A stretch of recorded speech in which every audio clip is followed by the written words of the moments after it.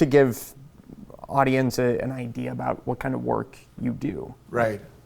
Yeah, so at the Atlantic Council at the Global China Hub, I focus on research and some speaking on China's economy and also U.S.-China relations. One part of that is looking at China's use of so-called economic coercion, using the vast size of the Chinese market in order to try to politically influence other countries. We see an example of this right now with the export ban on critical minerals to the U.S. So it's part of what I've done research and writing on is the way that China weaponizes its economy in order to achieve its own political goals. Yeah.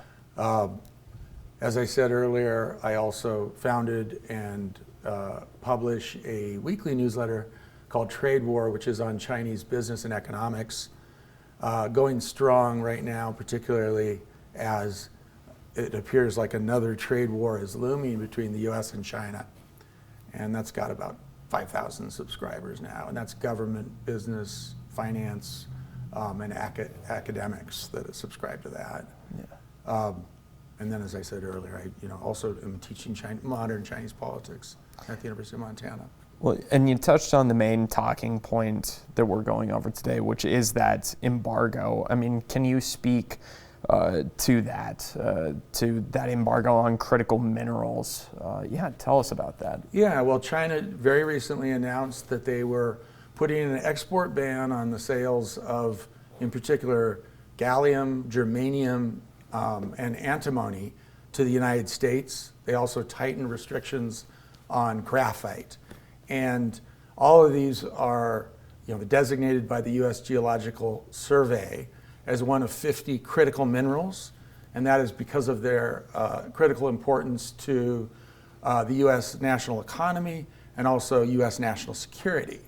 The reason why they're so important is because, first of all, they are used in very important critical new technologies like electric vehicles, solar panels, LED lights, and also for their use in military applications.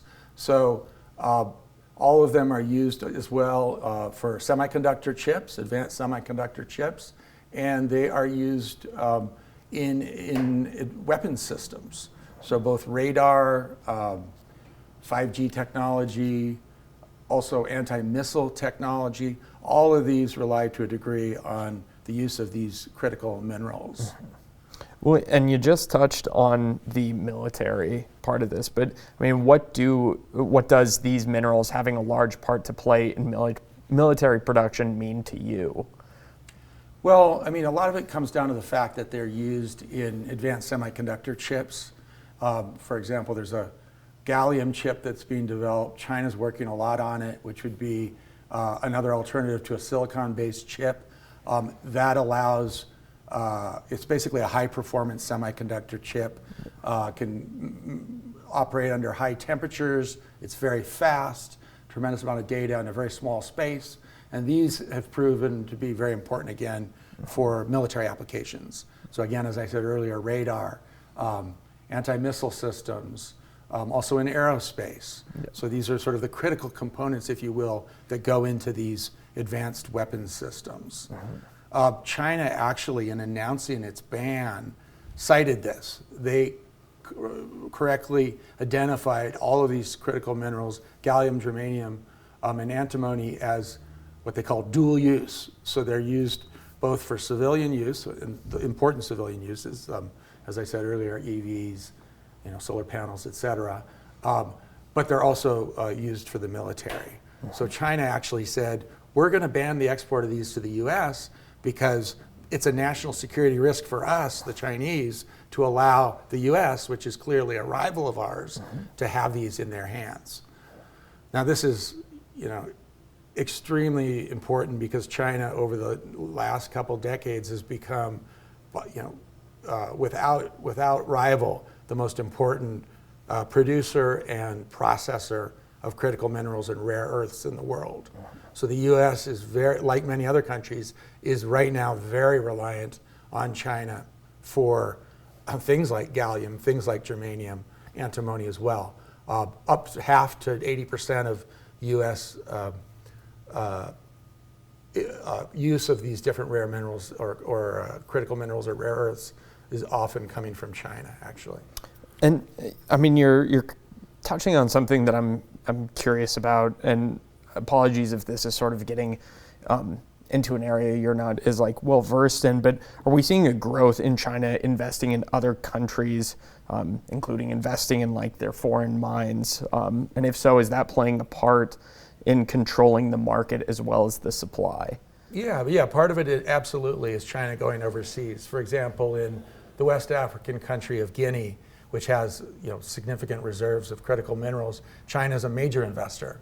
They are, more broadly speaking, beyond just critical minerals, China has a major international trade and political expansion plan called the Belt and Road Initiative, which is very often focused on trying to get access to overseas minerals. And you see that, as I said, in Africa, in the example of Guinea and a bunch of other African countries as well. You see it throughout Latin America. In some cases, it's commodities. So, for example, China is a major investor into Brazil. Brazil is now China's largest supplier of soybeans. So, certainly China going overseas and trying to develop relations with resource-rich countries is very much a part of this strategy.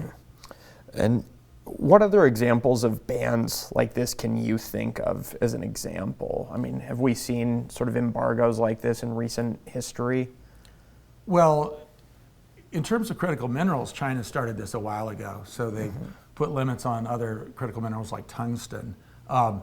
They already had limits on exports of gallium and germanium and antimony, and they basically just tightened it up and made it even harder. So, I mean, actually, there's been very little gallium or germanium, those two critical minerals, coming to the U.S. this year because of earlier embargoes.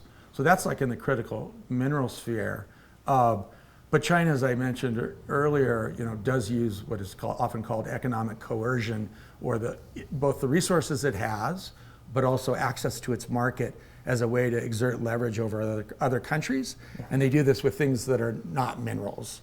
So, for example, in terms of embargoes, China a number of years ago embargoed Australian barley, Australian wine, Australian meat, simply because Australia called for an international inquiry into the origins of COVID for the pandemic. And this outraged China. So what do? Australia had been very reliant on selling, again, wine, barley, beef into China, and suddenly China says, we don't know. Usually they would make up an excuse, say there's some health problem with these products, but suddenly they stop buying them. And they've done this all over the place. They are often at odds with some of their neighbors in the South China Sea because China's expanding there so much, and there's a lot of contesting sea borders there. The Philippines has been a victim of this. The Philippines, for example, in their case, they've sold bananas into China. They've also been very reliant on Chinese tourists visiting the Philippines. China got upset in a dispute related to the South China Sea with the Philippines, and they basically stopped the flow of all Chinese tourists going into the Philippines and put embargoes on purchases of different Filipino agricultural products. So this is something China does a lot. Yeah. Interesting. Yeah, and you beat me to the punch on a question, because I was going to write, has the writing been on the, or ask a question on, has the writing been on the wall for, this embargo? But I mean, clearly it's been happening already. Yes, it's been happening. So what's a little bit new is how quickly China responded. What we're seeing right now is a tit-for-tat retaliation between China and the U.S. Just a day before China announced this latest export ban on critical minerals, the U.S. announced new restrictions on, they added 140 Chinese companies, both Chinese companies that are based in China, also Chinese companies that are operating in countries like Japan, South Korea, and Singapore, all of which are involved in the semiconductor field, both semiconductor production and also manufacturers of semiconductor manufacturing equipment. And so the U.S. announced that 140 new Chinese companies, there are already Chinese companies on the list, would be banned from trading with the U.S.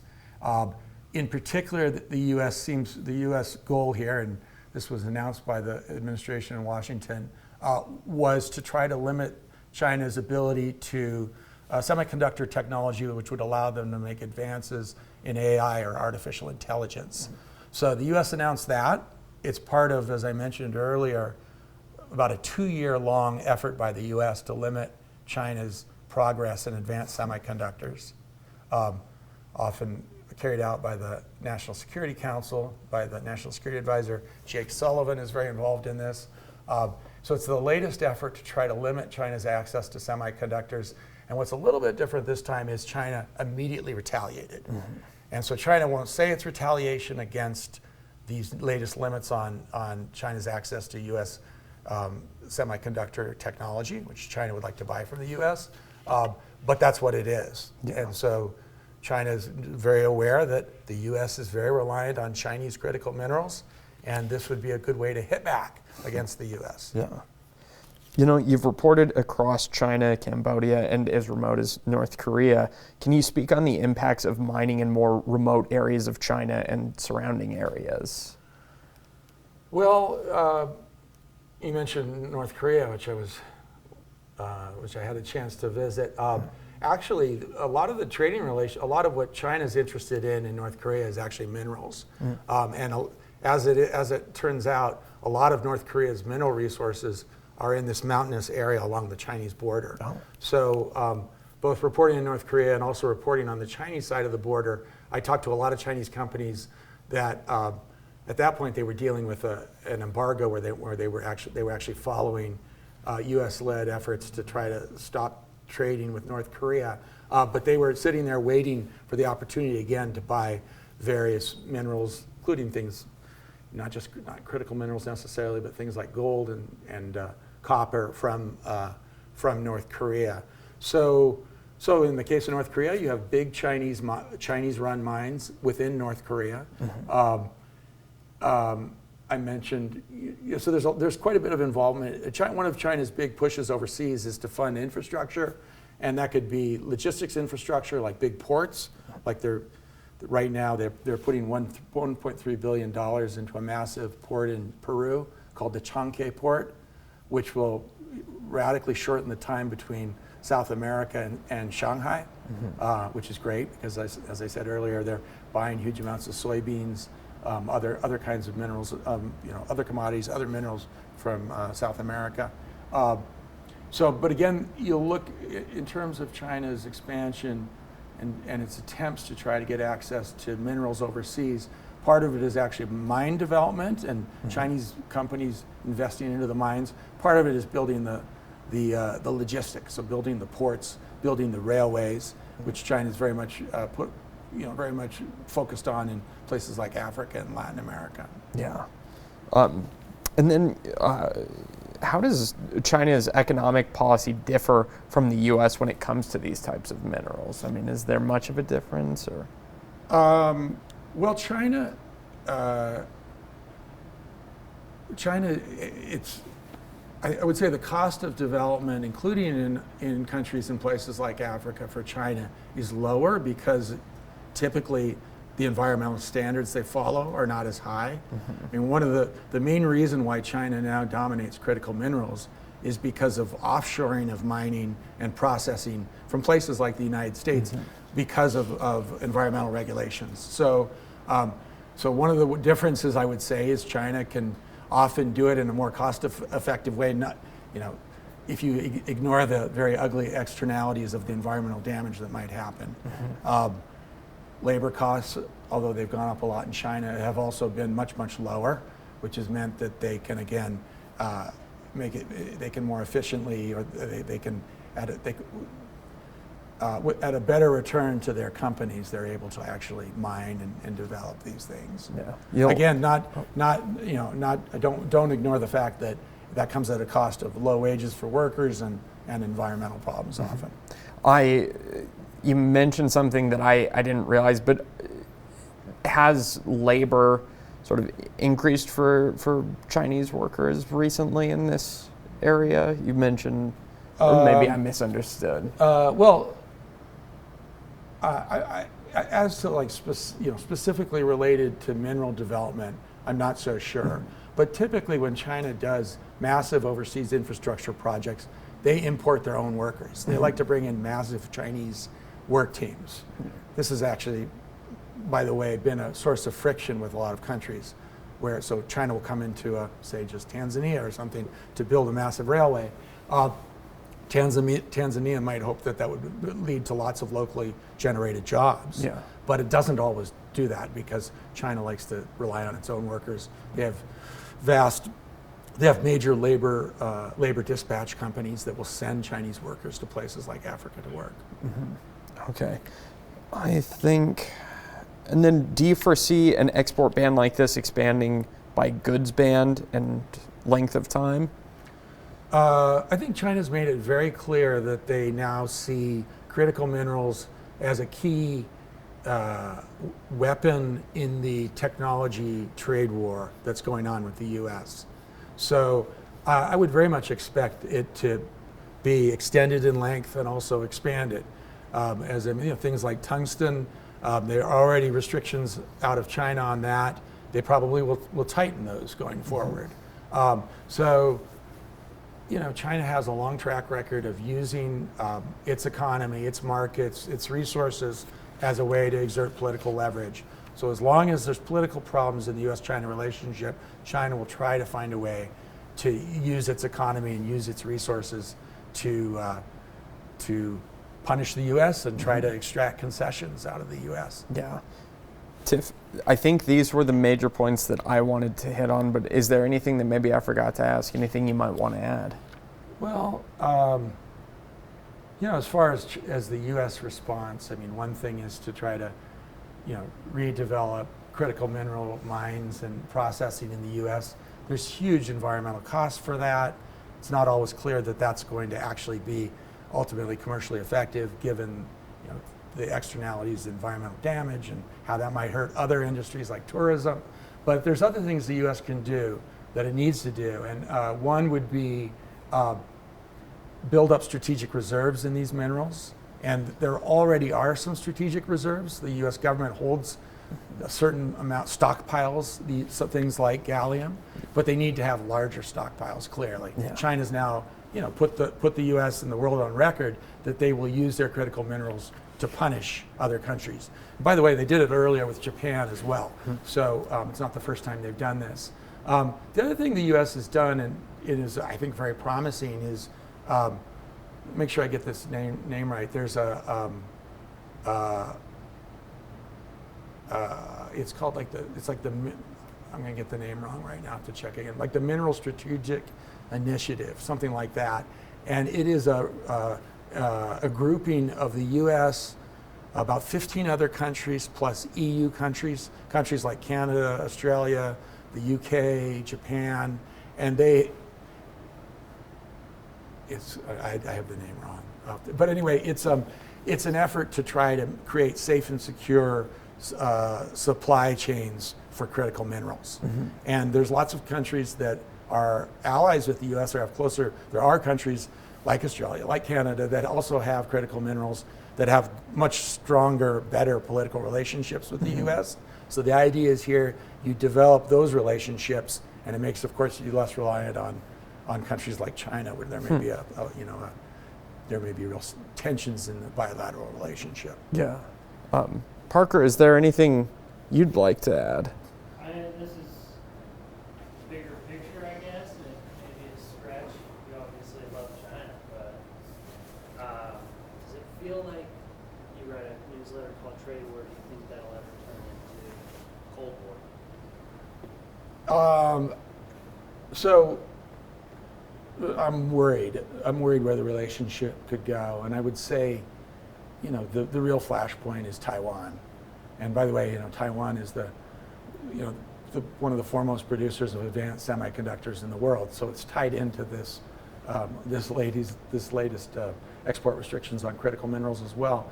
But China's made it very clear that, and particularly the leader Xi Jinping has made it very clear that he would like to see some kind of resolution of Taiwan and its relationship with China while he's still alive.